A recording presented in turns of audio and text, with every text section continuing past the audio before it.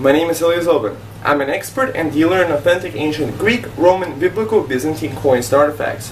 I run a website called trustedcoins.com, where at the time of the making of this film I have over 6,700 authentic ancient coins and artifacts available for sale.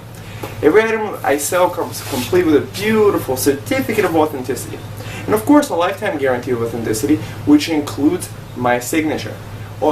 All around the world, I'm known as an expert that has identified over 28,000 authentic ancient coins and artifacts. Every coin that I sell comes in a professional numismatic flip. The numismatic flip allows you to look at the front of the coin and the back of the coin without taking out the protective covering. And the description field has a miniaturized description of what is given in the certificate and a unique number that matches the certificate. So you could take this coin separately in this protective flip and show it to your friends, do what you will with it, and still have the documentation in a safe place. The description is professionally done, many times citing a major reference or collection. And on the back you get the history of the item that you have purchased. So you can learn a lot just from getting this as a gift or giving this as a gift.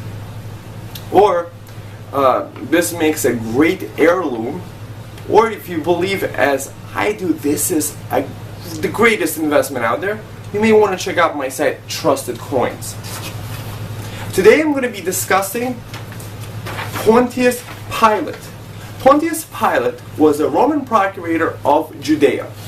He is chiefly known for being responsible for the trial and the crucifixion of Jesus Christ. In this painting, you have the depiction of Pontius Pilate over here, standing, holding his hand out this way and asking the crowd, what shall I do with this man, Jesus? And the long story short, Jesus winds up getting crucified. I have coins of Pontius Pilate in my store, authentic, ancient, all with a lifetime guarantee of authenticity, and they're very popular. So you may want to check it out before somebody else winds up buying these wonderful historical coins. Now for his history. Pontius Pilatus, known in the English-speaking world as Pontius Pilate, was the 5th prefect of the Roman province of Judea from AD 26 to 36. He is best known as a judge at Jesus' trial and the man who authorized the crucifixion of Jesus. As prefect, he served under Emperor Tiberius. Pilate avoids responsibility for the death of Jesus. In the Gospel of Matthew, Pilate washes his hands to show that he was not responsible for the execution of Jesus and reluctantly sends him to his death. The Gospel of Mark depicting Jesus as innocent of plotting against the Roman Empire. In the Gospel of Luke, Pilate not only agrees that Jesus did not conspire against Rome, but Herod Antipas, the Tetrarch of Galilee, also finds nothing treasonable in Jesus' actions. We find in the Gospel of John, Pilate states, I find no guilt in him. And he asked the Jews if Jesus should be released from custody. Pontius Pilate's title was traditionally thought to have been procurator, since Tacitus speaks of him as such. The procurators and prefects' primary functions were military, but as representatives of the empire, they were responsible for the collection of imperial taxes, and also had limited judicial functions. Pilate could command legionary forces, but only small ones, and so in military situations he would have to yield to a superior, the legate of Syria, who would descend into Palestine with his legions as necessary. As governor of Judea, Pilate would have small auxiliary forces of locally recruited soldiers stationed regularly at Caesarea and Jerusalem. The total number of soldiers at his disposal numbered in a range of 3,000. According to the canonical Christian Gospels, Pilate presided at the trial of Jesus, and despite stating that he personally found him not guilty of crime meriting death, handed him over to crucifixion. Jesus was brought to Pilate by the Sanhedrin, who had arrested Jesus and questioned him themselves. They accused him of sedition against Rome by opposing the payment of taxes to Caesar and calling himself a king. Fomenting tax resistance was a capital offense. Pilate was responsible for imperial tax collections in Judea. Jesus had not asked the tax collector Levi at work in a tax booth in Capernaum to quit his post.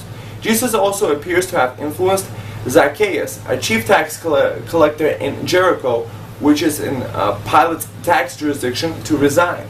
Pilate's main question to Jesus was whether he considered himself to be the king of the Jews and attempting to assess him as a potential political threat. "Are you king of the Jews?" asked Pilate. "It is as you say," Jesus replied. Pilate appears to have been reluctant to allow the crucifixion of Jesus, finding no fault with him. Even Pilate's wife spoke to him on Jesus' behalf. It was the custom of the Roman governor to release one prisoner at Passover. Pilate brought out Barabbas, a murderer, and told the crowd to choose between releasing Barabbas or Jesus as per the custom, in the hopes of getting them to request the release of Jesus. However, the crowd demanded the release of Barabbas and said, "Jesus, crucify him!"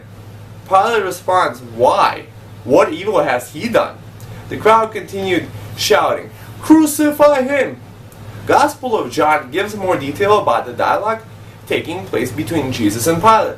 Jesus seems to confirm the fact of his kingship, although immediately explaining that his kingdom was not of this world.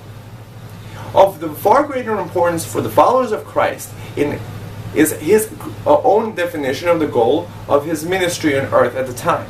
Jesus thus describes his mission: "I came into the world to bear witness to the truth, and all who are on the side of truth listen to my voice."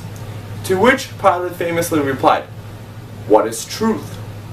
In all gospel accounts, Pilate is reluctant to condemn Jesus, but is eventually forced to give in when the crowd becomes unruly, and he was reminded that Jesus' claim to be king is a challenge to Roman rule, and that the Roman deification of Caesar.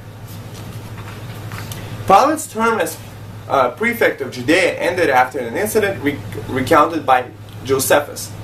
A large group of Samaritans had persuaded by an unnamed man to go to Mount Gerizim in order to see sacred artifacts allegedly buried by Moses.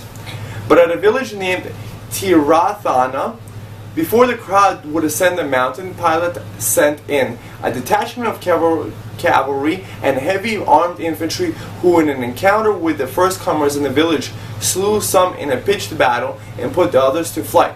Many prisoners were taken, of whom Pilate put to death the principal leaders, those who were most influential. The Samaritans then complained to Vitellius, Roman governor of Syria, who sent Pilate to Rome to explain his actions regarding this incident to Tiberius. However, by the time Pilate got to Rome, Tiberius had died. Pilate fell under the misfortunes in the reign of Caligula, 37 to 41 AD, was exiled to Gaul and eventually committed suicide there in Vienna. His body was thrown into the Tiber, but the waters were so disturbed by evil spirits that the body was taken to Vienna and sunk in the Rhone. A monument in Vienna called Pilate's Tomb is still to be seen. As the waters of the Rhone likewise rejected Pilate's corpse, it was again removed and sunk in the lake at La Hussein. In some Eastern Orthodox traditions, Pilate committed suicide out of remorse for having sentenced Jesus to death. So visit my site, trustedcoins.com, for authentic coins of Pontius Pilate and other historical figures. Thank you.